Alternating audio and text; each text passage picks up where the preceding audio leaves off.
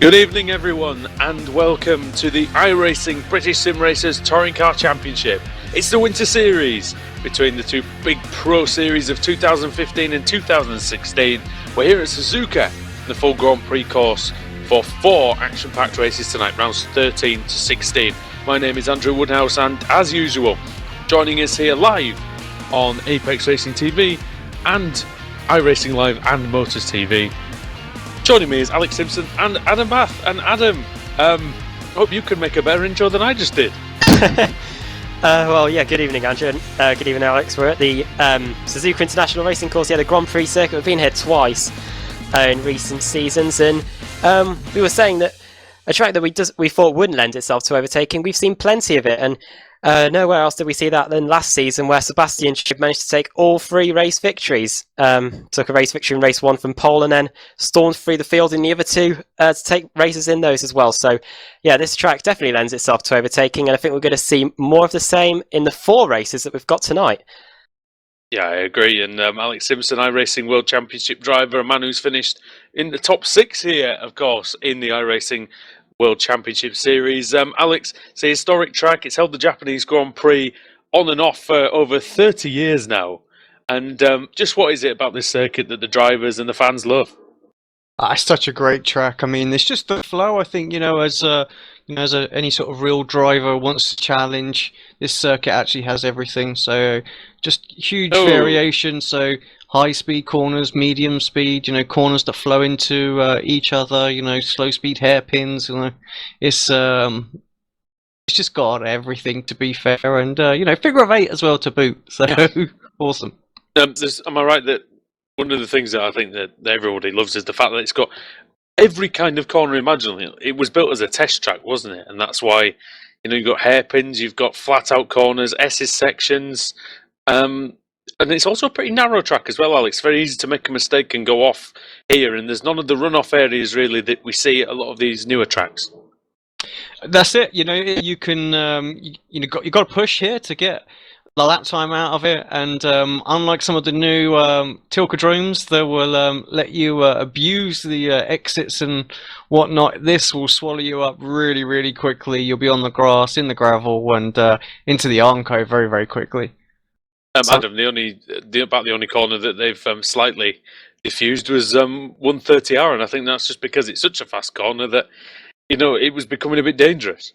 Oh yeah, Alan McNish's huge incident in 2002 made them change the 130R. Before then, it was such a quick, almost flat-out 90-degree left-hander, and then they've sort of widened the apex, and it's still a pretty challenging corner, to be fair. Still not enough runoff area, even though there is a bit of tarmac there to stop them going into that tyre barrier. And since they've changed it, we've still seen quite a few big incidents in Formula 1. I think Marussia went off there a few years ago. But let's have a look at the... I think Aldous Wari had one as well, didn't he? And a big one there. Yeah, definitely. And well, let's have a look then at the championship standings going into this evening. Alex Smolensky is at the top. He's finished inside the top 13 at every single race so far this season. However, hasn't taken a race victory. Jimmy Fluke in second, on the other hand, has taken 4 wins so far this season, and that's the most of everyone. Third in the championship, 2-time champion Andreas Katz has taken away at least 1 podium from every single race meeting, with Kip Stevens, the other 2-time champion, in 4th. The only other driver for Alex Smolensky to have a 100% finish rate. Ben Hackerson, the Kia Club Series driver runner-up, is in 5th. He took his first win in the BSR TC proper at Silverstone last week. David Baker, the Season 7 champion, in his famous 6th place. Most podiums this season without a race victory. 7th is Dan Kraft. He's only been on the podium once, and that was when he won at Brands Hatch. Robert Plumley, the AM Series leader, is in 8th. He's been on the podium once this season, and it was the only time he's finished inside the top 5. Simon Field is in 9th, and whenever he's finished a race, it's always been inside the top 11. And Jay Wright in 10th. Took a podium at Brands Hatch, but since then the highest he's finished is 10th. And funnily enough, he's 10th in the Drivers' Championship. We'll have a look at the AM standings. Well, Plumley, as I said, leads that with Jay Wright in 2nd, Richard Gore in 3rd, Nick McCarron in 4th, and John Roberts is in 5th. So Alex Smolensky, Andrew, he seems to have got the David Baker effect going at the moment. He's being very consistent, but hasn't taken a victory yet this season. No, he hasn't. But I mean, he's sixth on the grid here. He's second fastest in practice. Sixth on the grid currently, I should say, as we're still in the middle of this qualifying session. But Alexander Smolenski has shown such improvement, especially in and around other cars, Adam, since probably season 6 when he was a bit of a liability. But season 7, 8, and the Pro Series, it was very, very good, and they could have won the title in 2 out of those 3 seasons. Well, yeah, and I think it shows that only 2 drivers have had a 100% finish rate, and he's one of them, so he's definitely sorted it out. Also notable that Wojciech Savidovic is back for this race meeting.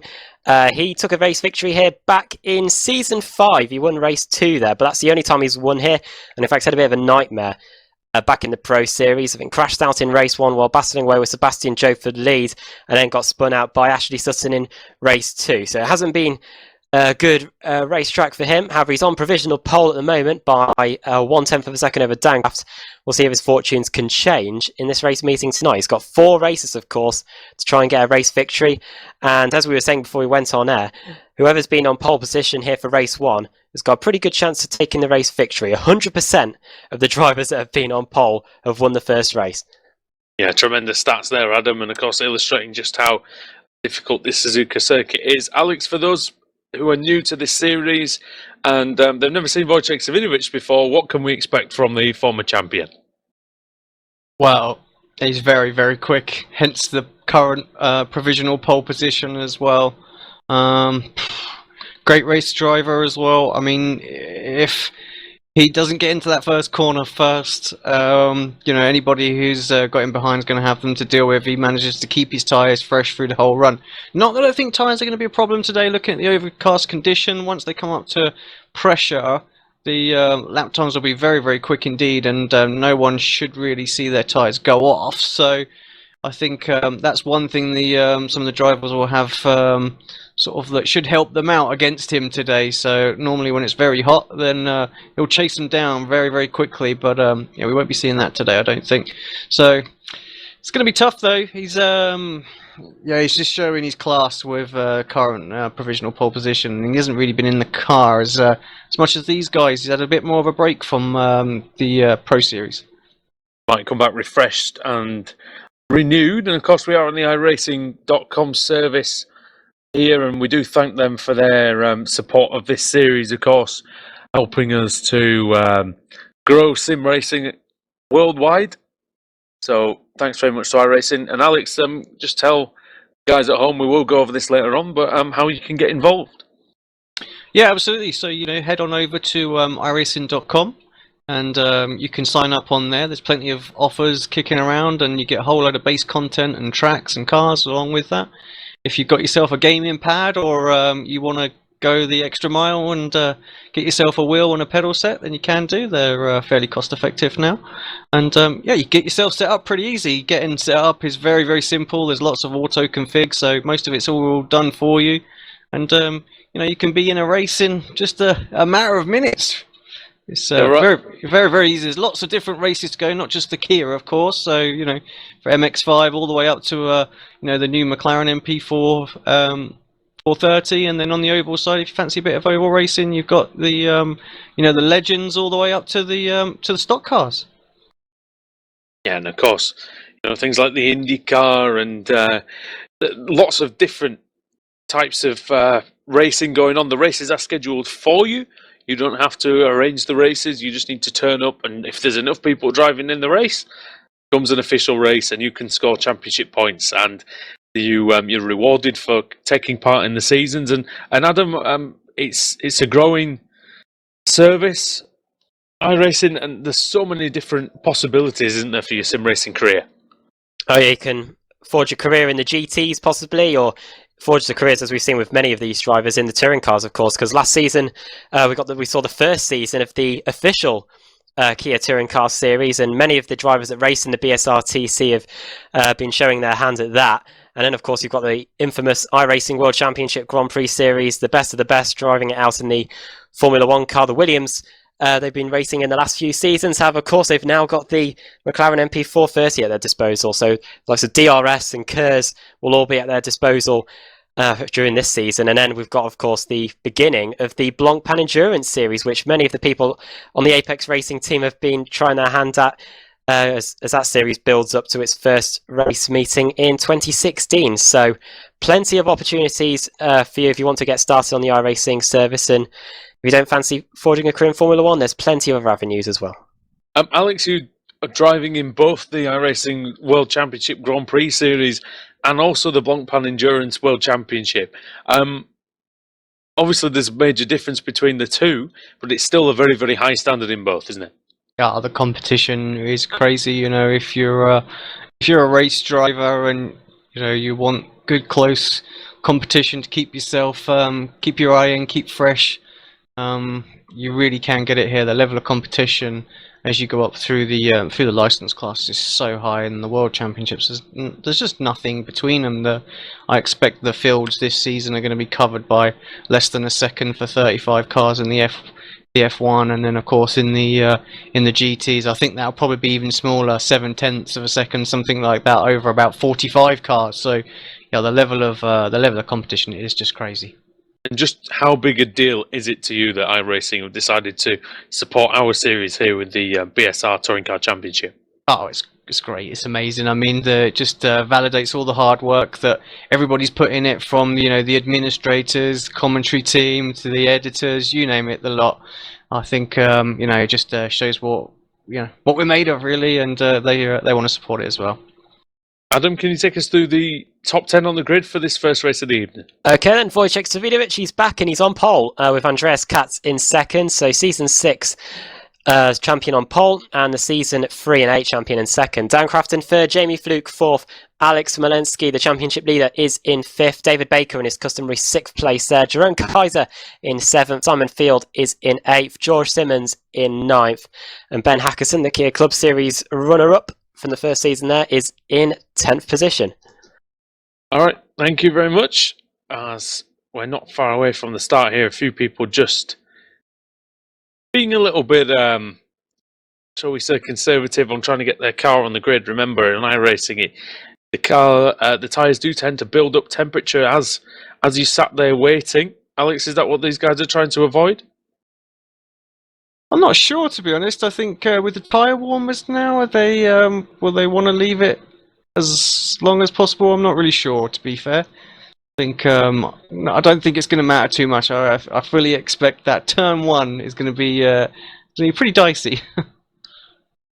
So we have 36 Kia Optimas that are going to take the start. Looks like Laura Bond and John Roberts at the very back. So I wonder if those are penalties of some kind. Now the green light is on here, and Savidovic gets away really well. That's the best start I've seen from him in a long time. However, it still might not be enough to cover off Andreas Katz, but he just about swings across into the first corner. This tightening. Oh, and a bit of contact there between Daniel Kraft and Andreas Katz, and Savidovic is wide, and there's a couple of people off in turn 1, and that might be Smolensky, is it? Who's in the gravel trap? Oh, Championship another crash. leader, Adam. Yeah, championship leader is out. Simon Field is off as well. He's on the grass on the infield. It's mayhem here. Jerome Kaiser's off as well. Kaiser's off. Man, the back of the field is a melee, Alex. Yeah, we're just looking at a very wide. Oh no, Janowski. Oh, and Plumley. I don't know if you can get that on replay, Alex, but Janowski was minding his own business. Car comes across the grass, takes him out into Plumley. We saw that. Plumley goes round, and it's very much tiptoeing. It's quite cold out there. It's only 21 degrees track temperature, and that must be affecting the Kia Optimas, Alex. Yeah, it's going to take That's freezing. It's just going to take a little while for for everything to pick up. Oh dear. All sorts of stuff going on there. Savidovic continues to lead with the misfortune of Katz, who's down. Alex, can you see a live position for Katz? There's a crash at the hairpin as well. That was now then, I think it was Robert Fagg who's had a coming together at the hairpin with, who is it? Pete Newman. Oh no, well, it was Pete Newman after Fagg had lost it under braking, hitting the inside wall, Adam, and then spearing into the middle of the track. And yeah, and Tristan Bodis was another car that looked like it got involved in the carnage down in turn 1, but they all seem to have sorted it all out now. Tristan Bodis might be out, actually. Yeah, he is. He's back in the pits. But yeah, Savidovic leads. Dan Kraft in second. Jamie Fluke is in third. Fourth, David Baker, he's gained 2 spots already. George Simmons in 5th, Ben Hackerson in 6th, 7th. It is Colin Cunniff, then it seems to be a battle over 11th position, and there's Andreas Katz there, hits Lee Berridge and Pete Newman as well, so a bit of contact there over those positions inside the top 10. Mikhail Potacek is dropping like a stone as well. He was inside the top 20, now he's out. Katz comes over in 10th, and yeah, it's very dicey first lap. I don't think Katz actually hit anything, apart from maybe making that light contact actually with, as you say, was it with Newman? Or was it Berridge? Sorry, you say it was Berridge. Possibly that Katz made contact with, but Paul Smith's up in 9th. He'll be happy with that good first lap. Got a lot of damage on that car, but Alex, he's made a good start. Yeah, I think, sorry, just having a little, looking at the chat, everybody's saying what, carnage there is out there as well. And I mean, it's what we expected, these cold conditions. I don't think we underestimate, we didn't underestimate, but I think a lot of people do underestimate how tricky these cars are to drive when those pressures are cold. Anyone who's drove the Star Mazda 2 or 3 seasons ago, well maybe more than that now, it's probably about a year ago now, when the pressures had to come up and the car was just like it was on a skating rink beforehand. It's exactly like that, but worse, because obviously the rear tyres just have no drive going through them or anything, so they're even worse. They're freezing cold compared to the fronts, so the front's just pulling the car around and the rear end's just flopping around all over the place until they build up. But few people that are wondering what's going on out there. That's what it's all about, and it takes them about a lap to build up. Sorry, Andrew, I didn't answer your question at all, but I just thought I better pick up on that one. I was just going to say myself, I'm just going to cut myself off anyway, because I was saying I've driven the Kia Optima over quite a few seasons now, and it is awful in the cold conditions. So those guys, remember, trying to be at racing speed on the first lap in such a course as Suzuka had, and with all these medium to fast corners, it's very, very difficult because you have to tiptoe yourself around. Yeah, I tried the Kia Optima in the overcast conditions at Donington Park, and going through the Craner curves at the beginning of the lap was just basically undrivable almost. You had to almost turn the wheel at such the smallest angles, and otherwise you would be off into the barrier. Pete Newman, I was just looking at, he sustained a lot of damage to his car, and he was dropping like crazy the last lap or so. Lost about 4 positions. I don't know whether he's just nursing the car home, because he has sustained a lot of damage. He's now down in 14th place. Meanwhile, Paul Smith is following Andreas Katz through the pack. Paul Smith in 9th. He started in 18th place, so gained quite a few spots. Paul Smith, of course, a commentator in the Kia Club Series. The finale of that is this Sunday at Donington Park. He'll be there alongside Dan Blake for that, and great to watch the young guys driving, hopefully with a shot at getting in the Pro Series for next season. Yeah, I'll be out there on the track as well in that series, and Alex, there may be a second appearance of the season for the selfie car in the last round. How it needs to be. That was so the selfie car's going to come out, I think, for that one, but hopefully I can do better than I did at Road Atlanta. That was a tough old meeting, but Donington Park, very nice track, should be great racing, should be a great battle for the Kia Club Series Championship as well. Those guys are really, really good at the front of that series, and a lot of those are maybe in the Pro Series in 2016. Yeah, most definitely. And I think Mikhail Potacek, was he the Kia Club Series champion last season? Maciek Sakovic. Oh, Sakovic was, yeah. He was the champion there. I haven't seen him yet in the BSR TC Pro Series. We might see him this season. Pete Newman, by the way, continuing to fall. He's just lost over 2 places. Jay Wright and Andrew Whitehead getting through. Meanwhile, Savidovic leads by second, Adam. Sorry, It's heating up massively as Baker, Kraft. Oh, Baker's gone around the outside of Fluke. Fluke tried to take Kraft, Alex, into 130R, and that didn't work, and that allowed Baker through. Baker's lagging all over the shop. It's all about this battle on screen right now. They're way down 16th, 17th, 18th, 19th. They were 2 abreast going into 130R. And I can hear some contact behind these guys as well. I think everybody's managed to survive, but it's very, very close way back here at the moment.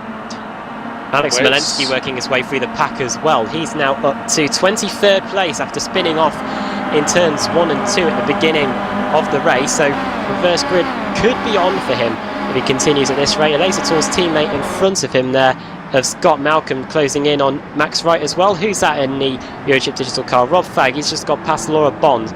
He's probably about to get past Pete Newman as well, who's just suffering at the moment with that car. But yeah, that battle for second place. Dan Craft in second, David Baker in third, Jamie Fluke in fourth.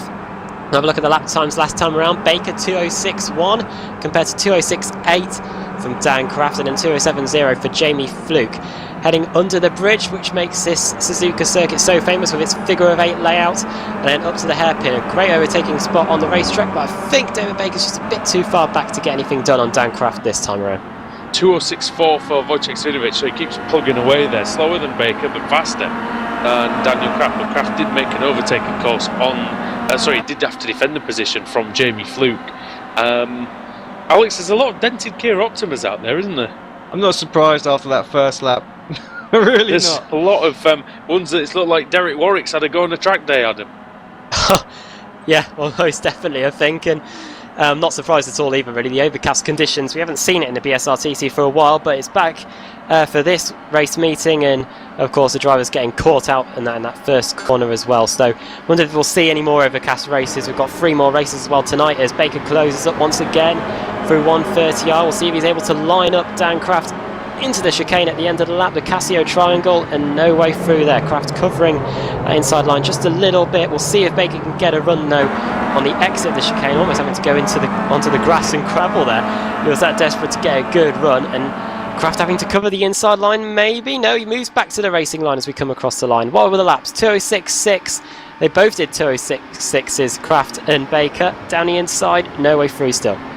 Alex, it's very difficult to get a move done into the Casio triangle. One, because it's quite a relatively short braking area, but the second one is because you follow through 130R. If you follow through closely enough to have a go at a pass, you're a bit unsighted, aren't you? Because it's very difficult to see the apex of 130R and the braking zone for the chicane.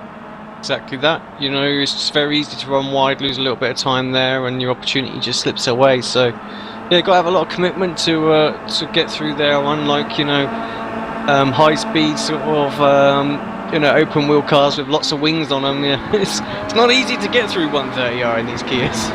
No, definitely not, as they go through the Dunlop curve and then into Degner now. Degner 2. It's a lovely corner, nicely cambered, and it allows you to, it shoots you out towards the hairpin. And Daniel Craft is, he's doing pretty well, Adam. Baker hasn't had a serious chance yet, except he might get one there because Craft just messed up the hairpin slightly. Yeah, Dan Craft in second position has only had 1 podium this season, as we were saying at the beginning of the broadcast, and that was when he won back at Brands Hatch, the opening race meeting of the season. So he'll be enjoying this second place behind Wojciech Svidovic, but for how much longer Baker almost crashed Baker, Baker went very hot into Spoon and almost collected Daniel Craft. George Simmons is in there as well, and Alex, he's been extremely impressive this season in his first series in the British Touring Car Championship. Every race he's right there, right on pace, and working his way through. He's had a couple of little bad races where he's been caught up in something, but he sticks with it and fights his way back through the race, gets himself in those reverse grid spots. So that's exactly what we want to see from new drivers in the series. And actually behind him you've got Ben Hackison as well. Those 2 drivers have been very impressive in this Winter Series. And these are, with all due respect to the Club Series drivers, Adam, these are the best of the best that these guys are fighting against and sticking with. Yeah, Ben Hackison doing a fantastic job here, once again inside the top 10 and nearly inside the top 5 in 6th place at the moment. Where did Hackison start? He started in 10th, so he gained 4 places so far in this race, and he's sticking with the likes of Jamie Fluke, David Baker, very esteemed names in the British Sim Racers Touring Car Championship, but still Baker continues to pile the pressure on Dan Craft. Lap times last time around 2:06.9s for both of them, for Craft and Baker, just a few hundredths in it. Baker just looks to the inside a little bit through that left-hander, just no way through there. It's very hard to get an overtake This done. is a good run, Adam, through Dunlop curve, but it's going to be a brave or maybe slightly stupid man who has a go into Degner 1. No braking area there, Alex, really. No, there's no real opportunity there at all. It's just, You've got to be right alongside, haven't you, really? Just not on there at all. You might have a go here, though, into the chicane, through this kink, which we should call Daniel Kvyat corner, I think, after his escapades in the Formula 1 World Championship here last season. It's a good run for Baker now, Adam. If he can just get within striking distance, it's just enough of an area into Spoon Curve that he'll just get alongside, he might have a chance, but he's not close enough this time. Still not close, but let's see if he can get a run this time, because of course he messed up. Oh, Hackerson's wide. Hackerson's gone He's well back off on. onto the runoff. You don't really lose a great deal of time, but he may lose the slipstream. Might do, and of course he'll pick up an incident point as well. Yeah, he's dropped a bit far behind George Simmons. Let's see what Baker can do now. Kraft having to cover the inside line, moves back onto the racing line, otherwise he'll be doomed through 130R. Baker will try and keep with him, and let's see if he can get it done into the triangle.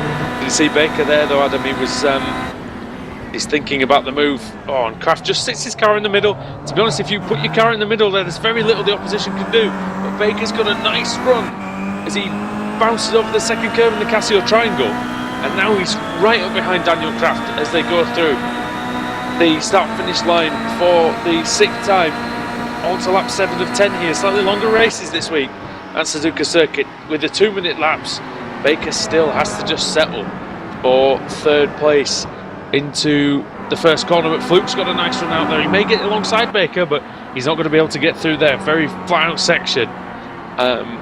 Turns 3 and 4. Now it's single file all the way through to the hairpin, really. As really the pace is good here between these 4 drivers, and it's been very disciplined and very controlled, Adam, so far. Well, we were going to see Kimi Raikkonen move there from David Baker as he came across the line, moving to the outside, and he was going to try and swoop around the outside into turn 1 and get it done on Dan Kraft, but just wasn't enough alongside him to get it done. Poor Fissy, the poor guy. Such a heartbreaking race that was for him, but what a drive by Raikkonen that was. As Hackerson's had a slowdown penalty coming through the Degner, and that's allowed Colin Cunniff to get up into 6th place. So the Scotsman for Friction Racing looking pretty good. Started in 13th place, Alex. Yeah, great drive. Managed to get through all the melee at the start, and he's there. I mean, looking at the lap times, there or thereabouts with the guys in front of him, he could do with them battling a little bit more, and he might be able to just tag onto the slipstream and close right in on these guys. Colin Cunniff, of course, lost by 1,000th of a second back at Silverstone in that crazy race, race 2 last week. But we're now focusing here on race 1 at Suzuka, the Grand Prix circuit. Here comes David Baker once again. He's going to try, he's on the outside, he's forced Kraft to the inside, but he's going to be hung out to dry here, David Baker, and that's going to allow Jamie Fluke and possibly George Simmons to get in. Oh my word, Simmons is Simmons going to go lost for it control! then. Oh, into the fence he goes. Baker's wide at the chicane, and that Fluke's going to get through. Oh, barging past the season 7 champion. All happening there, Alex, and he just lost it, Simmons. Yeah, too aggressive there. He saw an opportunity, but it just weren't on. There was just no room there, and needs to be careful here. Just lost control there and hit that tyre wall hard, and he's still trying to recover out there right now and dropping down places. Car will be done. That's going to be it for him. George Simmons, unfortunately, great drive comes to an end with really what was. You can't really class that as a mistake, can you? Good, great battle here, guys. Rob Fag looking on Jay Wright into turn 1. They're side by side. Jay Wright turns in, just about leaves enough room for Rob. And it looks like Smolensky still working his way up, just takes full advantage of that as well. Up alongside, is Wright going to be able to maintain the position? He does. That's good defending. He saw Smolensky try and sneak in there, and he thought, no, my son, you're not going through there. Every point vital for Alex Smolensky, Adam. Yeah, of course, only 9 points separating Fluke and Smolensky going into this first race of the evening, and with Smolensky all the way down in 19th, I think it's pretty almost guaranteed that Fluke's going to take the championship lead at the end of race 1. But Rob Fagg, Scott Malcolm battling away, all these cars here right together. Oh, Smolensky's going into Degner. Jay Wright. And he hits the curb hard. And that's really the risk, Alex, you take, is that if you are on the inside there, that curb is pretty mean, isn't it? It spits you out. Yeah, you just saw the way the car reacted over that, and this is probably one of the nicest cars over the bumps and curbs and whatnot, and it looked like it was all over the shop there, but he held onto it, didn't he? And he had the position, but again, that's where that track narrows off. It's almost a right angle curve, really, isn't it? He's going again into Spoon. He needs to make the move quickly. And, no, it's not. No. It's not a great move, and he's out.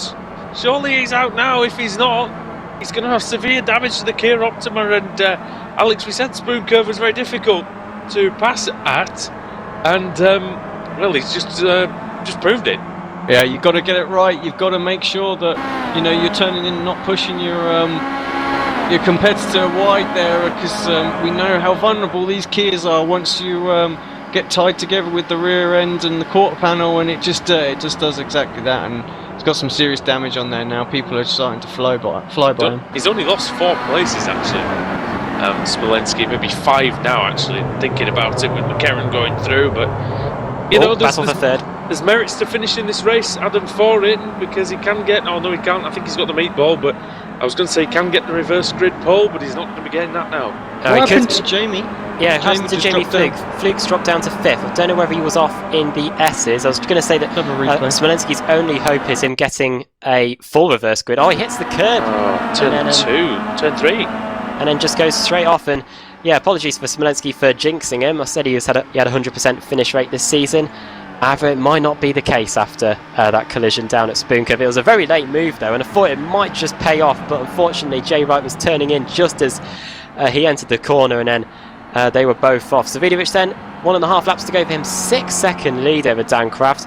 Baker in 3rd, Cunniff 4th, Jamie Fluke trying to work his way back up in 5th, and then Hackerson, Hefford battling away with Andreas Katz, who's also moving his way back through the field after spinning out in turn 1 after starting 2nd on the grid, and then it's Robinson in 9th and Smith in 10th. I was just keeping an eye on Alex Smolenski.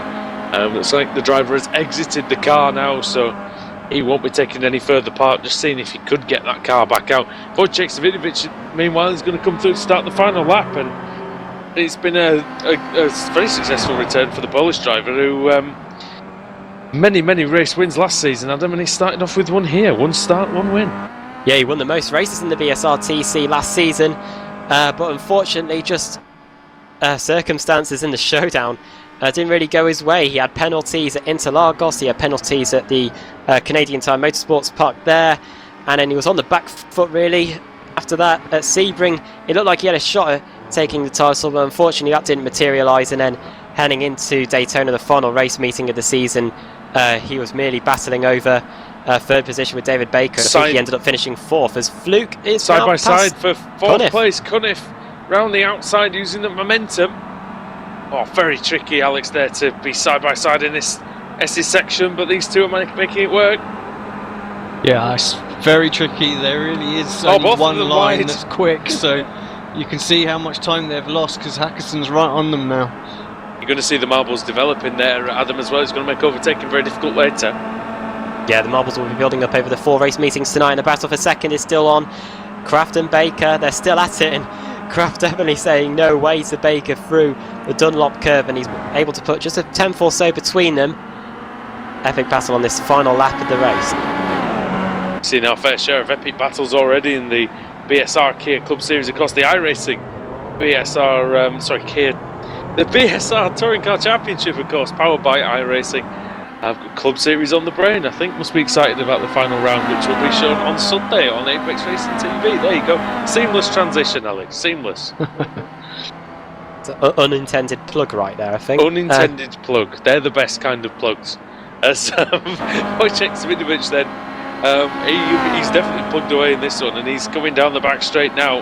There's the car of Newman, badly damaged in front of him, but through 130R for the last time. And it has been a tremendous race meeting for Wojciech Savidovic, who is going to be 1 from 1 in Season 10 of the British Sim Racers Touring Car Championship, powered by iRacing.com. And Savidovic comes through, and he wins. There you go, there's that 100% pole to win ratio there, right there. See? 2nd, it's going to be just Dan Kraft. And then Colin Cunniff in Jamie Fluke in P4, so Fluke took that position, of course, on the final lap. Hackerson finishes in 6th, and Andreas Katz, great recovery from him. He was off the road in the first corner, Alex, and he finished 7th. Great work. Yeah, fantastic drive actually. Sorry, I was just having a little look because on my timing screen for the moment it just looked like Colin had disappeared. It's showing him as a lap down, guys. Colin Cunniff? No, he's 5th. Right? He's 5th, yeah. Yeah, my live timing screen showing him all over the place. So we'll wait for everybody to cross the line, and yeah. get I think official Max standings Wright. on that. Wow, that's very close. A little bit further back. There's a lot of little individual battles going on out there as well. Max Wright's had a problem on the last lap because he finished down in 26th place, and he was, I think, 15th at one point. So Atkinson in the wall. not exactly sure what's happened. Has Atkinson just? Oh, he's got with. He's got together with. Oh, a couple of cars there. Yep. Big crash on the big crash on the cool down lap there, but that was another exciting race. I mean, Suzuka definitely provides it, and Daniel Kraft just hanging on to second place. That's a really good display of defensive driving, Adam. We've seen that here on the East Circuit with Wojciech Svidovic, Ashley Sutton battles, but Kraft was excellent. Yeah, brilliant. Was able to keep his cool with David Baker hounding him lap after lap, and was able to get his second podium of the season. So great job from him. David Baker, another podium for him in third. Let's run you through the finishing order then from the first race of the evening. Wojciech Svidovic wins by 7.6 seconds. Commanding victory there by the Season 6 champion. Dan Craft in second, David Baker in third. Jamie Fluke in fourth. Colin Cunniff in fifth, Ben Hackerson in sixth, and Andres Katz from second on the grid. He ended up finishing seventh in the end after fighting his way back through the field. Steve Hefford finished in 8th, Dylan Robinson in 9th, and Paul Smith rounding out the top 10. 11th was Richard Gore, 12th Simon Field, 13th Lee Berridge, 14th and continues his 100% finish rate. It is Kip Stevens, 15th Scott Malcolm, 16th Rob Fagg, Jerome Kaiser in 17th, 18th Andrew Whitehead, 19th Jay Wright in 20th, Laura Bond, 21st, Craig McLeod-Evans, 22nd, Nick McCarron, 23rd, John Roberts, 24th, Steve Richardson, 25th, Julian Janowski, 26th, Max Wright, 27th, Robert Plumley, 28th, Rick Scott, Pete Newman in 29th, and then the cars one lap down or more. Mikhail Potacek in 30th, Alex Smolensky there with that contact in Spoon Curve in 31st, 32nd, George Simmons, 33rd, Jason Rowe, 34th, Nathaniel Simpson, Cesar Rizzo in 5th, and Tristan Bodis was on his roof after 2 corners. He finished in 36th place. It's never a good place to win the race, Alex, is that? No, not at all. Both in the second corner and on your roof, so make of that what you will. Unlucky for Tristan Bodis that time, but with any luck, his fortune will turn around for race 2. So, who's going to be on pole, Alex, for round 14? As we need to go through the contenders, actually, Adam. Yeah, okay. I think, didn't you end one of your BSR TC races on your roof? I think it was back at Barber a long time ago. It was at Barber. Yes, that's why Wojciech Svidovic is much better than me. Well, here are the contenders then for the reverse grid for race 2. Scott Malcolm, Rob Fagg, Jerome Kaiser, Andrew Whitehead, Jay Wright, Laura Bond, Craig McLeod-Evans, Nick McCarron, John Roberts, Steve Richardson, Julian Janowski, Max Wright, or we could have them all reversed, and then Tristan Bodis will be a very happy man. I think he'll be on pole, but let's see who's going to be on pole position then, Alex. I'd say if Tristan Bodis' luck turns around that much, then he'll be jumping up and down. Oh, we almost had a full grid there, but I think it's going to be 25th. I don't think it's going to make 17th. No, it's not. So 25th, still a large one, but yeah, not the full. We're still yet to get it. Well, Julian Janowski is going to be on pole. Yeah, we'll get it. I'm sure he'll get it at one point this season. Maybe even tonight. We've still got 3 more spins of the wheel to come. We'll get it at Spa, Adam. Yeah, we will. Which is what you said it would happen. Yeah, 60 cars reversed. That'll be fantastic. Julian Janowski's on pole position. Steve Richardson second. John Roberts third. Nick McCarron fourth. And Craig McLeod-Evans in 5th. However, I've got bad news for Janowski because the people that have been on pole position in race 2 and race 3 under the last format we had have never won the race at Suzuka. Oh. So we'll see if Janowski can get it done this time from pole. I'd say he's got a good chance there. Just having a quick look at the grid there, but no, Adam, I tell you, it wouldn't be good for if it was a 60-car reverse grid. The person who won the previous race, it counts as a defeat. I think, Alex, that does if you end up starting 60th. I think, yeah, you're right. It just why bother winning the previous race? Yeah, exactly. You're better off with a couple of 20ths or something, wouldn't it? Yeah. We shouldn't encourage that behaviour. No, the full grid will come out at some point. I'm sure it will. But we've just finished round 13. It was lucky for some and unlucky for others. We'll be back for round 14 here on Motors TV right after this short break. We'll see you in a bit.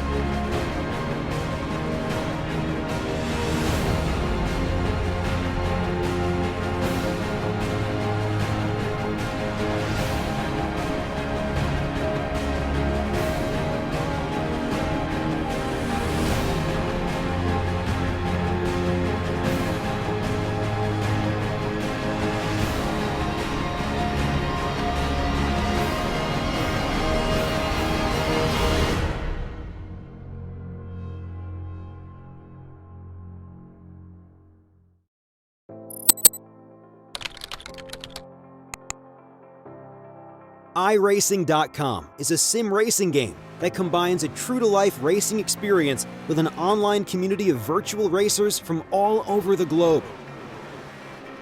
iRacing offers a multitude of officially licensed cars and tracks, laser scanned with millimeter accuracy.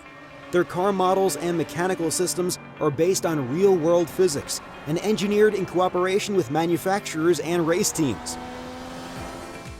iRacing's web-based interface allows members to compare stats and test drive any combination of car and track instantly. Their skill license system ranges from rookie to pro, ensuring members are always pitted against those with similar skill sets.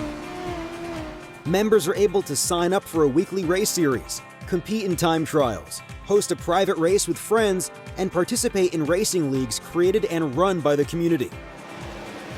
With over 60,000 members, iRacing works in partnership with renowned motorsport organizations like SRO Motorsports Group to deliver virtual races based on the real-life Blancpain GT series.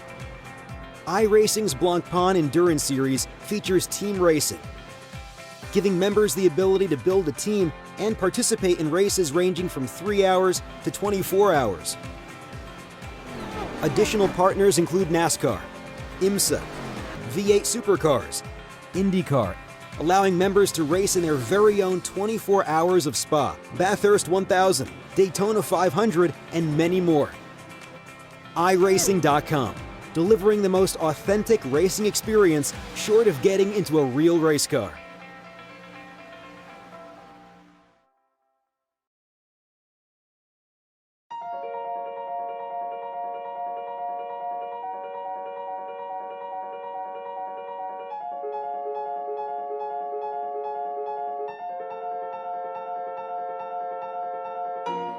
For iRacing to get Le Mans is huge. I mean, this is a unique event, a unique track where, you know, half of the track is public roads, so you can never test on it, you never get experience on it, and it's 8 miles in length, 4-minute lap time in a GT car. So, you know, even if you're here for an hour of testing, that's only 15 laps, and you're only going to see the corner 15 times that day.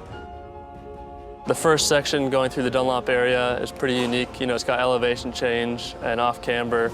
Then you go down Mulsanne into the chicanes, and you know, the straights are unbelievably long. It's a tricky track, and you know, every year I've come here, this being my 4th year, you learn something new every time. We've wanted to add Le Mans to iRacing for a long time, and we've really been working hard towards it for the last 5 years. But really, things only came together in the last week leading up to this race, so it was a real scramble to put everything together. The majority of Le Mans is public roads. So when they're preparing for the 24-hour race, it's really the only time that we can visit to laser scan and photograph the track so that we can recreate it in iRacing.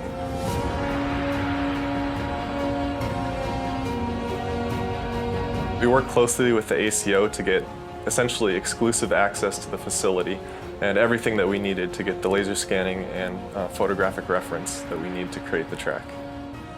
We were very fortunate to be at Le Mans at the most important time of the year and gain that experience of being there. And we're going to really do the best we can to put that into our work and making sure that the Le Mans in iRacing is the best Le Mans, the most exciting and accurate recreation of the track possible.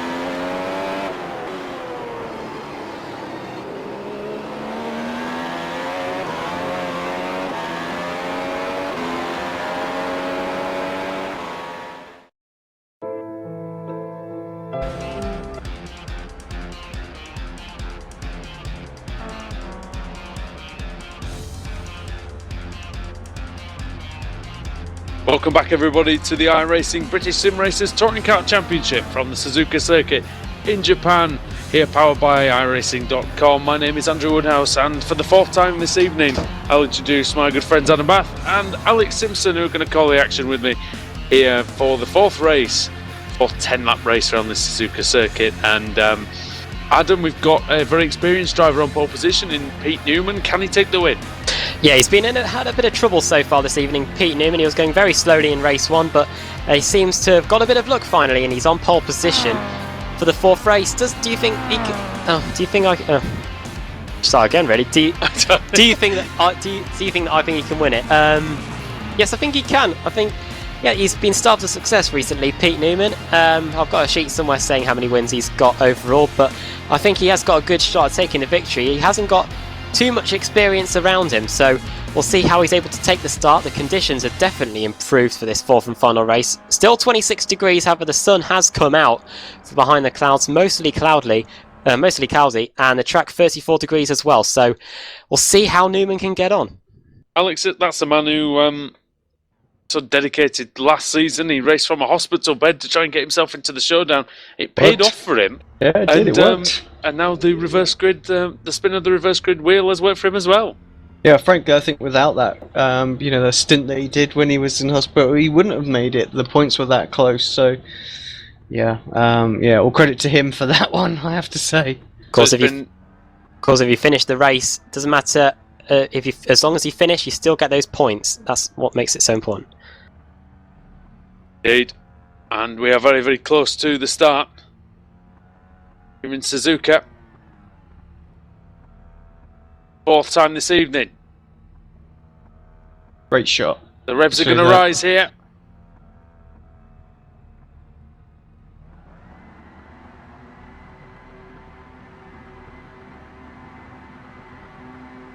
Boys for the green flag, and there it is. Good start by Newman, ahead of Rizzo. Third is Jason Rowe, fourth Nick McCarron. Good start from him. Paul Smith up into fifth as well. Nice start from our colleague there, and McCarron gets out of third before he nearly loses a position. McLeod Evans nearly got into Paul Smith there. Smith was very lucky to get away from him. What's happened to Newman? Newman's gone. Already. The race leader is gone. Yeah, connection issues in race 3. Oh, the sideways goes. Oh, McLeod Evans. It's a Pete Newman. Was it McLeod Evans that was sideways in the middle of the pack? Might have been. He was side by side with Colin Cunningham, his fellow Scotsman. Well, have been Daniel Craft as well, actually making a fast start from the 9th row of the grid. Cesare Rizzo then leading here at Suzuka with Jason Rowe in second. Third is Nick McCarron. Fourth, Paul Smith. Fifth, Nathaniel Simpson. Sixth, Kip Stevens. Seventh is Smolensky. Now Smolensky could pick up important points at him here. There's all sorts going on. What's that? McCarron off. He tried to go through the kink side by side with Jason Rowe. There just wasn't enough room. Slow down. And McCarron's off. Massive slowdown for Whitehead, Adam, as well. Lost 20 places there. Was 13 down to 33rd. Problem for Savidovic. Savidovic is dropping like a stone. 27th, 28th place now. Simpson and Smolensky going at it in the spoon curve. Simpson goes wide. In fact, there's a couple of them off actually.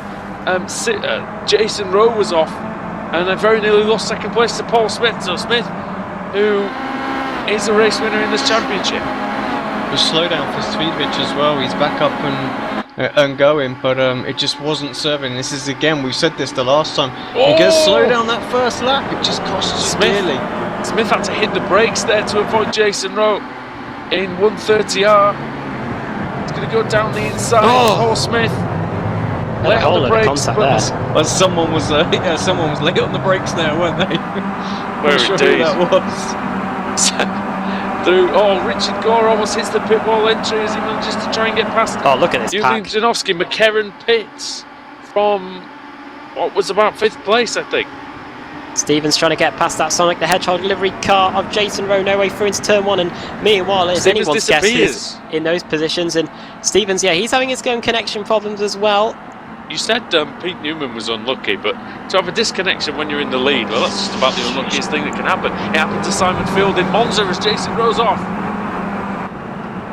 Jason Rowe off, he's back on again, but he's lost a few positions. He's down to 8th place now behind Ben Hackerson. You're slotting, I think, in between him and Craig McLeod Evans. Janowski got hit by Simmons? Kraft. It was either one of those two, I think. Those two are in 12th and 13th. Janowski down to 14th now. It was Gore, actually. It was neither of them. Simmons down the inside of Janowski. And that will allow Baker down the inside into the second part of Degner curves. No, it won't. He just got balked a little bit, didn't he? Just got blocked off slightly by George Simmons. Just meant that the Season 7 champion could not have a run at Julian Janowski then. Through Degner 2. Plumley, look at that move. Just diving up the inside into the hairpin. He's going to make it work. He may well do. That looked good on his stream, of course, on YouTube. So in field, he seems to have vanished as well. He's not showing on the timing screens either. So another problem for the Pete Newman media team. Curse of poor internet, Alex. You need to sort them out with some better ones. Yeah. Give me, follow me up after this race, guys. I'll sort you out. Paul Smith. Paul Smith has now got a great run on Rizzo. He's going to go down the inside for the lead then. Paul Smith and BSR, the Apex Racing TV commentator, of course. And yes, oh, he's going to be wide though on the marbles. Well, the first time, of course, we've had an Apex Racing TV commentator win a race. He's gone way too deep into the Casio triangle. He's just going to keep it on the island, and Rizzo almost runs into the side of him. Into Rizzo there, and I think Rizzo will take too kindly to that. Oh, speaking of, there's a Newton's cradle at the Casio triangle between Jason Rowe, Yulia Janowski, and George Simmons, all bashing into each other. Oh, look at Smolenski. He's going to go and try and get past Stevens down the front straight. No way through, though. Stevens covers the inside line. Oh, he's not. No, he hits him. That's awful. Oh, dear. Badly judged there. And of course, Kip Stevens. Well, I just don't know what's happened there at all. He just got picked up and shoved off the track there almost, and that allows Steve Smolenski now through into third place, and no love lost there. Those two were former teammates, and they took each other out at Lime Rock Park a few seasons ago. Those two used to hit each other when they were teammates, so it's perhaps not really a surprise. We were going on about Smolenski, how he's a reformed character, and then something like that happens.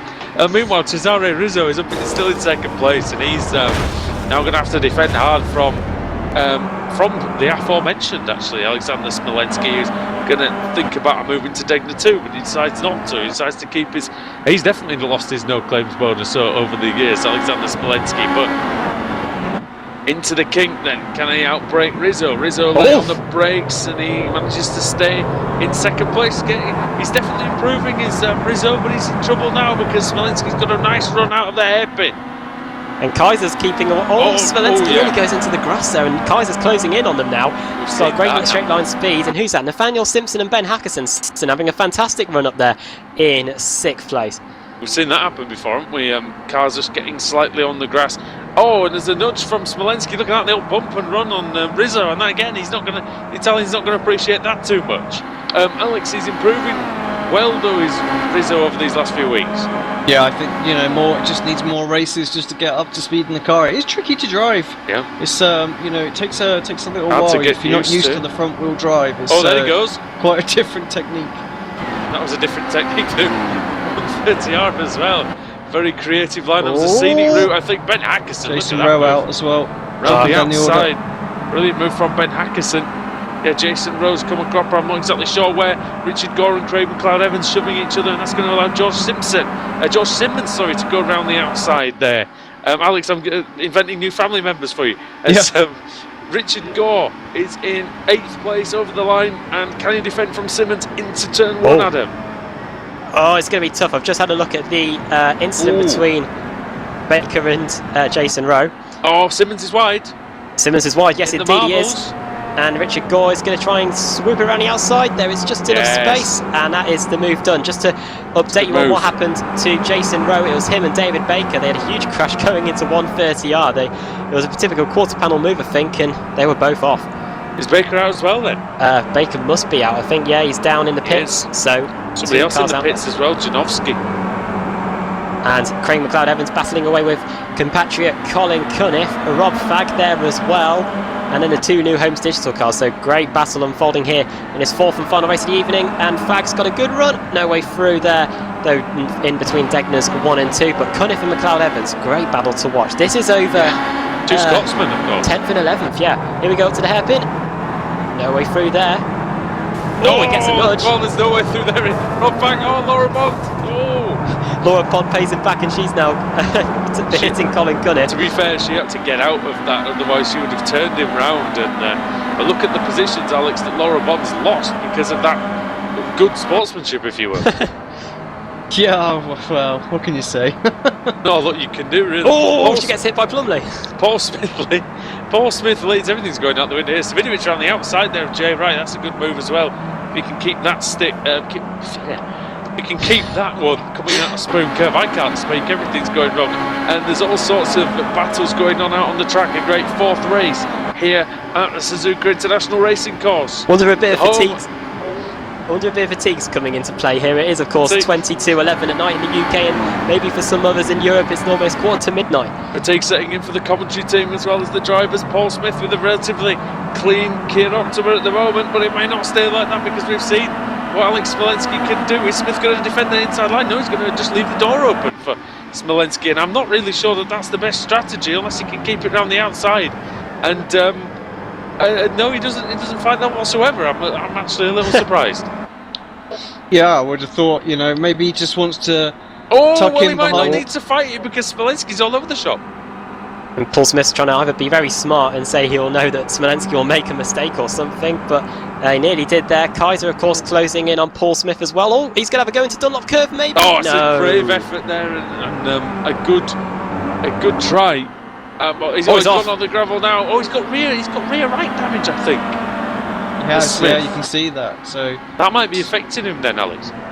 perhaps just trying to make sure he gets to the end and picks up some points. I was going to say that it's been one of those evenings for Smolenski, hasn't it, Adam? One of those old Smolenski evenings. Well, he came into the race meeting 100% finish rate. Had finished inside the top 13 in every single race. He's been involved in a crash in lap 1, finished in the 20s, I think.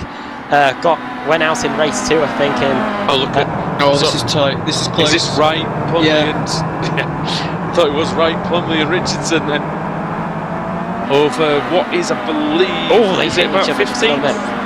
It's over 16th, 17th, in 18th. Yeah. With Wright in it, and Simmons has got past Cesare Rizzo as well whilst this is going on. Don't know how that happened. It might have been a move in spoon curve. I think They're Rizzo side by may have- side. It's Rizzo still, may have gone a little wide, I think. and they're side by side now. Rizzo and Gore. Loads of battles going on here. Gore's going to try the inside on Simmons. Rizzo's around the outside of Gore in 130R. Have a bit of that, he says. Can he outbrake the Apex Racing TV car? Well, he can't because he's missed the corner. But he's back. Well, he still stayed though in front of him, and He that's, stayed within the white lines. That's all that's fine. fairly good. He missed the apex as such, but didn't. Oh, he got a good run out of there. Did Gore, and he may get up the inside here, and I'm sure he will make the move stick this time. Richard Gore, it was brave driving from Rizzo around the outside. Oh, no, no, no. he's done it again. And, Svidovic moved up a place as well. Oh, he's not going to keep it though. He's lost the lost the momentum. He went too Valiant wide effort. into the marbles, and speaking of marbles, that's New Home's digital car off. Steve Richardson off into the gravel. Don't know if you had a bit of contact with Plumley, but this is getting very tight in that situation between Jay Wright and who's the New Home's digital? Laura Bond, isn't it? Jay Wright, Laura Bond, Scott Malcolm, John Roberts. Bit of a gaggle going on there, boys. Luke's starting to catch up to Dylan Robinson as well. I expect Jamie will be trying to put a move on shortly. He needs to do it quickly because Svidovic is coming, and just remember where Svidovic was at the start of, halfway through lap 1. He was all the way down in 30th place after that slowdown, and here he is in 13th. So it's no first lap amazingness to get 10 places off the grid. He's done it all, on the track and picked the drivers off one by one. It's been great drive. I wish I could drive like that. Yeah, definitely sliding your way through the field. Get up there that quickly. We're only halfway through the race. Cesare Rizzo is having a battle with Colin Cunniff. Rizzo made a mistake earlier in the lap, and that's what allows Cunniff to close in. He's off, and he's on again. He's on. Rizzo's understeering wide and shoving Cunniff even further wide, and into the gravel he goes. And he's dispatched him there a little bit. I don't think he'll be happy with that. Big one down. Oh, he hits Svidovic. And Bond, is it? Well, Svidovic carries on. Well, it's Richardson that's injured by that one, I think. Oh dear. Fluke, sorry. Jamie Fluke. Oh, Jamie Fluke. We were just saying he was coming up to Dylan Robinson, but Svidovic looks like he's got away reasonably unscathed. It just looks like body damage. And Richard and Cunniff's out. Gore is still going. Rizzo is out, probably. Dear, who was that? What was that? Oh, God, it's crazy. That Laura? I think it might have been. Laura Bond's facing the wrong way in the Casio triangle. Why? She just she gets turned by the Laser Tools car. By the way, after the Laser Tools car has hit John Roberts, I think. And John Roberts goes into what was into George Simmons' wall. And Richard Gore, Scott Malcolm just catapults Laura Bond across the grass and into that, and then just spins around and hits Robert Plumley. Well, it's nothing if not entertaining, is it really? I think we've got the air. Embrace the chaos. Embrace the chaos. I think there's a whiff of race 4 at Brands Hatch in the air, I think. Oh dear. Lee Burridge and Jay Wright having a battle. Oh, Smolenski's out. Oh, what's he doing? Oh no, I don't know what's happened there. Oh, he's off. He's not out. He's off though. I saw a puff of smoke, and I don't know what he was doing. He This just could said, be the opportunity for Kaiser. He needs to go for it. Oh, I'd have gone for that. I think Smolenski would have dirty tyres. Wouldn't have had much grip through that hairpin if Kaiser would have just sent one up the inside. Well, Smolenski mistook his Kia Optima for a rally car then, and I think she did. Bulgarians are good at rallying. Just ask Stelian Chepelevsky, but Smolenski, they're adding some distance, shall we say, to the Suzuka circuit, Alex. Yeah, why not? Obviously thought this race was a bit too easy, so he's wants to have a battle. It is the final race of the day after all, but Kaiser will take another win this season. He hasn't had any for ages, and here he is with an opportunity to get two in one season. I hesitate to wonder, Adam, if Smolenski's win will stand even if he gets it. well, so we haven't seen many penalties this season. I wonder if the organisers have just decided to step back a bit. Oh, as Paul Smith has decided to make a resurgence in the pack, and he's closing in on Kaiser as well. We're coming round to 3 laps to go. One thing Paul Smith does have is a relatively clean car compared to the other two, so I wonder if he's just reaping the benefits of that, possibly slightly better handling. Of course, if the aerodynamics are sort of compromised here, will affect the tyre wear on this Kia Optima. Fastest out of the top 6, Paul Smith, 2:09.0. That's Was that faster Dan than Kraft? Atkinson as well, and Simpson. So Kraft 2:09.008. Yeah, Kraft just a tiny bit quicker there, but we're only talking 1/10 of a second. Smolenski leads by half a second from your own Kaiser. So it's quite an international flavour to the top 3: Bulgaria, Holland, and England. And of course, Smolenski yet to take a victory this season. Yes, indeed, and despite the fact he led the championship coming into this meeting, he doesn't lead it anymore, but he may lead it coming out of this meeting, of course. Yeah, of course, because the championship going into this race meeting had Fluke and Katz at the top of the table. They're both out. Well, I haven't seen Katz at all during this race, actually. I think he is This very race, yep. He hasn't even entered this race, I don't think, so... Maybe Katz forgot he was 4 races. And, yes, and went out, unfortunately. Just a little look down the field. Scott Malcolm's had a good race, started 30th up to 16th. Dylan Robinson, his teammate last season in Laser Tools, 28th to 10th. Oh, the battle between Smith and Kraft. Smith went off in Spoon Curve. He's back on now in front of Kraft. But yeah, Scott Malcolm, he's had his fair share of drama in race 4 as well. He was involved in that craziness with Laura Bond just a few laps ago. See if Kraft is able to snatch this podium position away from Paul Smith. Dan Kraft, of course, already had a podium in this race. Coming round to get 2 laps to go when we get to the line. Still, we don't know. Kaiser's still close to Smolenski, and this battle for third ongoing as well between Kraft and Smith. Can Kraft get a good run through the Casio triangle and try and get with Paul Smith and use that slipstream down the straight? Decent, but not great. Smith half defending the inside line. Oh, Hackison has got Simpson. Simpson, does he have a... No, he's not going to slow down, I don't think, but Hackison through. Better run out of the chicane, and Alex Ben Hackison moves up into 5th. Yeah, another good meeting for Hackison. Picked up some good points. We'll see how he fares in the championship standings after this. Kraft through into 3rd.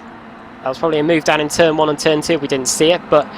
Well, I didn't see it. And Kraft now into the podium position. So let's see if we can do anything about Kaiser and Smolenski. They're less than a second in front. Kraft, as we saw a few laps ago, was lapping the quickest out of the top 5.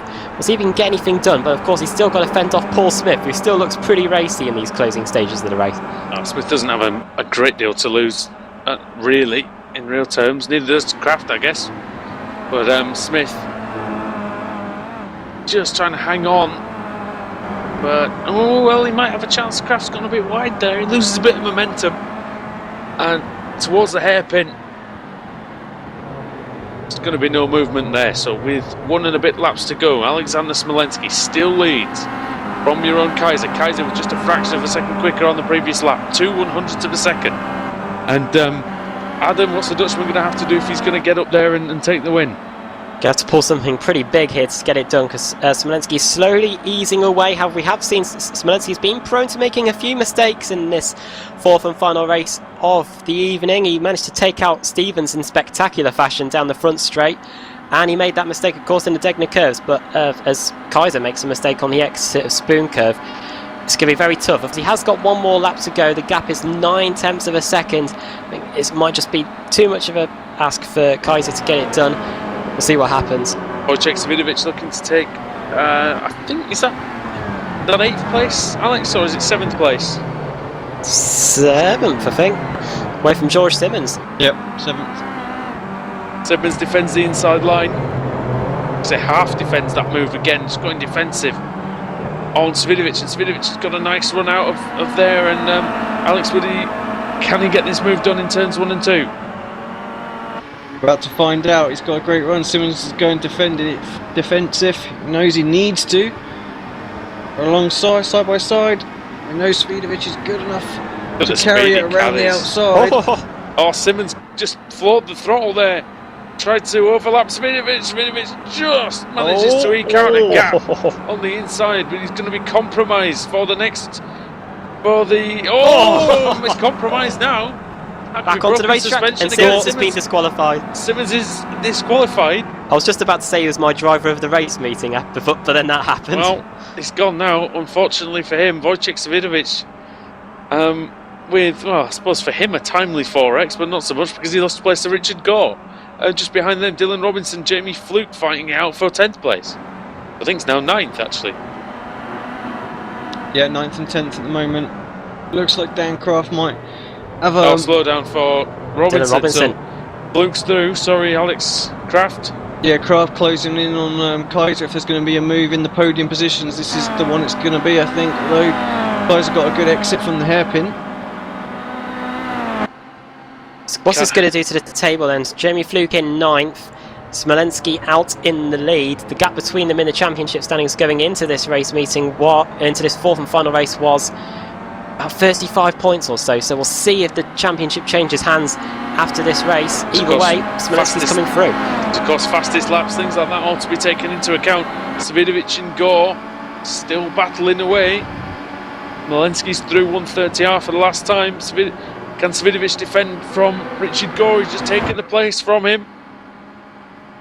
And yeah, into 130R, Savidovic just holds on to that. Gore goes a bit wide, actually. May lose a position, but someone who hasn't lost any positions for quite a while is Alexander Smolenski. He comes over to win race 4 of the evening, round 16 of the championship here at Suzuka. And Jeroen Kaiser, a great second in front of Daniel Craft. 2 podiums in one meeting, Adam, after only one so far in the previous 3 meetings. Yes, indeed, and a fantastic job from Craft. Yeah, Kaiser in 2nd. That's a good job from him. Paul Smith in 4th. Hackerson in 5th, continuing to show he's definitely going to be good, especially when the Pro Series comes around. I wonder if he's got a team ready for that. He took his first win, of course, at Silverstone, and a top 5 here as well. Simpson in 6th, starts as 6th, finished 6th, and that's a rarity in the BSR TC to finish where you started. Unless you're David Baker and unless you're David 6th. Baker, yeah, you always finish in that 6th position. Savidovic 23rd to 7th. That was a good job, considering he got a wallop from, was it either Cesare Rizzo or Colin Cunniff during the race. He had a few wallops, I think. A few wallops as well on that final lap with George Simmons. Richard Gore in 8th, Jamie Fluke 9th, Dylan Robinson 10th, Rob Fagg in 11th, Craig McLeod-Evans 12th, 13th Scott Malcolm, 14th Lee Berridge, 15th Jay Wright, 16th Max Wright, 17th Andrew Whitehead, 18th Steve Richardson, 19th Rick Scott, and then 20th George Simmons. Once again, only 20 cars finishing, in fact 19 cars finishing, because Simmons got disqualified on the last lap, so the car's 1 lap down or more. George Simmons in 20th, Simon Field 21st, Laura Bond 22nd, Kip Stevens 23rd, Robert Plumley 24th, 25th John Roberts, 26th Colin Cunniff, 27th Cesare Rizzo, 28th Julian Janowski, 29th David Baker, 30th Jason Rowe, 31st Nick McCarron, 32nd Steve Hefford, and 33rd. It's not the first time we've seen the pole sitter finish last in a race at Suzuka. It's Pete Newman. Yeah, and it did not go the way Pete Newman wanted. There was a disconnection on the the very, very first lap, after just a few corners actually of the first lap, after he made a really good start to the race. Alex, who's your driver of the day? It's a tough one to say, actually. I think there's a few sort of standout drivers that have performed well. Some that have had a bit of some poor luck. I think I'm going to give mine to Savidovic. I know that's a predictable one, but he's come back and done a great job, I think. I'll go with Dan Kraft, I think. Yep. Yeah, I think you might be right with Dan, actually. After a very good meeting for him. Just nothing super spectacular, but always there. Do you know what I mean? And I think sometimes the consistency wins it, doesn't it? Good meeting for Robert Fagg as well. I think very, very consistent job, and Paul Smith as well. Right. I think that just about wraps it up, guys, because it is quite a late one for us. 4 races, 4 long races, but 4 very good races here in the BSRTC. Suzuka's claimed quite a few victims tonight, and we'll be back next week for more action from the British Sim Racers Touring Car Championship powered by iRacing. It's goodbye from Suzuka. We'll see you next week.